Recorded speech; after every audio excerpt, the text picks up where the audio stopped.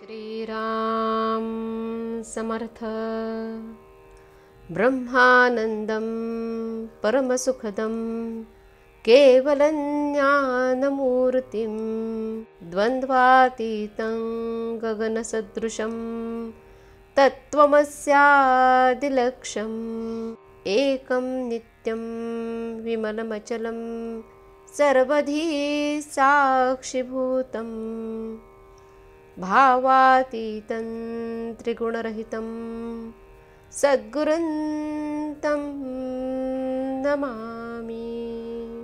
भगवान गुरुदेव, आपल्या चरणकमली आमचे शतशः प्रणाम असोत। आम्हा संसारी लोकांच्या आत्मकल्याणासाठी अहोरात्र झटणे हेच आपले जीवनचरित्र होय। आम्ही आपले खरे मानसपुत्र आहोत। आपण भगवंताचे नामधन आमच्यासाठी ठेवले आहे।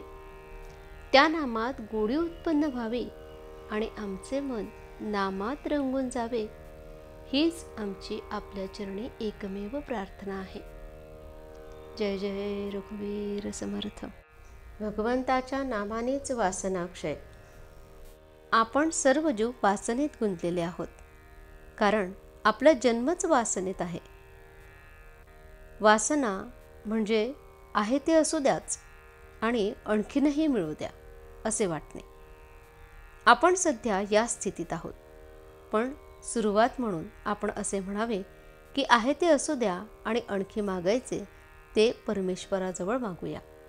म्हणजे मिळाले तर भगवंताने दिले आणि न मिळाले तर त्याची इच्छा नाही अशी जाणीव होऊन दाता परमात्मा आहे ही भावना वाढू लागेल।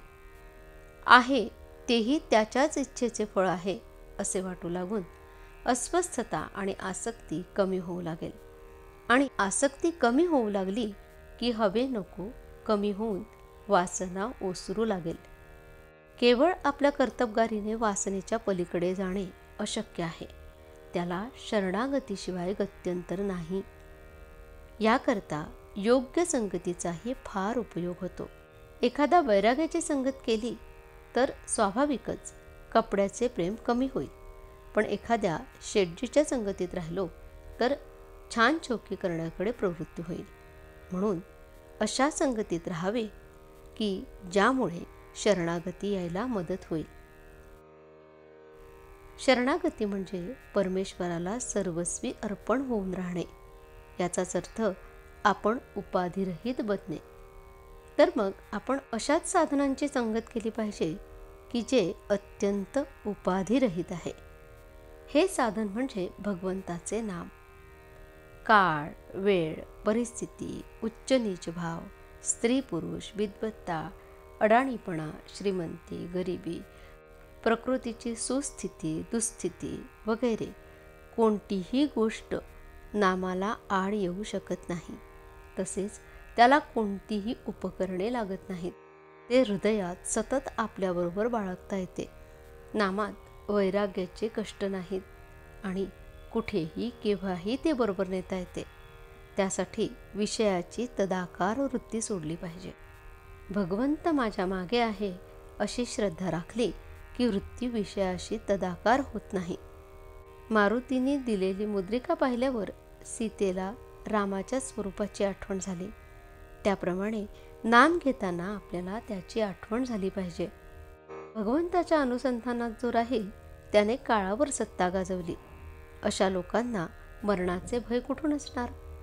भगवंताला सर्वस्व दिल्यामुळे त्यांना वासना उरत नाही, आणि जिथे वासना उरली नाही तिथे काळाचा शिरकाव होत नाही। वासना नष्ट होणे म्हणजे देहबुद्धी नष्ट होणे होय। वासनेच्या क्षयामुळे आपलेपणाचे मरण आहे, आणि हे मरण डोळ्यांनी पाहण्यासाठी आपण भगवंताच्या नामात राहिले पाहिजे।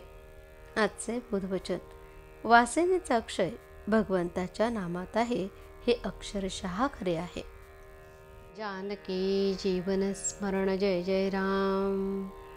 श्रीराम समर्थ।